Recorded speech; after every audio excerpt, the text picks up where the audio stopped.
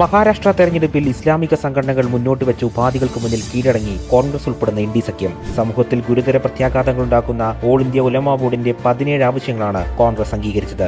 ജോലി, വിദ്യാഭ്യാസ മേഖലകളിൽ മുസ്ലിങ്ങൾക്ക് 10% സംവരണം, പോലീസ് റിക്രൂട്ട്മെന്റിൽ മുസ്ലിം യുവാക്കൾക്ക് മുൻഗണന, കലാപക്കേസുമായി ബന്ധപ്പെട്ട് ജയിലിൽ കഴിയുന്ന മുസ്ലിങ്ങളെ മോചിപ്പിക്കൽ, മഹാരാഷ്ട്ര വഖഫ് ബോർഡിന്റെ വികസനത്തിന് 1000 കോടി രൂപ അനുവദിക്കൽ, മഹാരാഷ്ട്ര നിയമസഭാ തെരഞ്ഞെടുപ്പിൽ മുസ്ലിം സമുദായത്തിലെ 50 സ്ഥാനാർത്ഥികൾക്ക് ടിക്കറ്റ് നൽകൽ, മഹാരാഷ്ട്രയിലെ പള്ളികളിലെ ഇമാമുമാർക്കും മൗലാനമാർക്കും സർക്കാർ മാസത്തിൽ 15,000 രൂപ നൽകൽ, മുഹമ്മദ് നബിക്കെതിരെ സംസാരിക്കുന്നവർക്കെതിരെ നിയമപരമായ നിയന്ത്രണങ്ങൾ കൊണ്ടുവരൽ, RSSനെ നിരോധിക്കൽ, വഖഫ് ഭേദഗതി നിയമത്തെ എതിർക്കൽ തുടങ്ങി ഒരു ബഹുസ്വര സമൂഹത്തിൽ ഒരിക്കലും അംഗീകരിക്കാനാകാത്ത കാര്യങ്ങളാണ് കോൺഗ്രസ് അംഗീകരിച്ചു നൽകിയത്. മുൻപ് പൗരത്വ ഭേദഗതി നിയമത്തിനെതിരെയും മുത്തലാഖ് നിരോധന വിഷയത്തിലും തീവ്ര ഇസ്ലാമിക നിലപാട് സ്വീകരിക്കുന്നവർക്കൊപ്പം നിലകൊണ്ട ചരിത്രം കോൺഗ്രസ് വീണ്ടും ആവർത്തിക്കുന്നു. മഹാരാഷ്ട്രയായാലും കേരളത്തിലെ മുനമ്പത്തായാലും തീവ്ര ഇസ്ലാമിക നിലപാട് സ്വീകരിക്കുന്നവരുടെ കൂടെയാണ് കോൺഗ്രസിന്റെ ഈ കപട മതേതര മുഖം ജനം തിരിച്ചറിയുകയാണ്.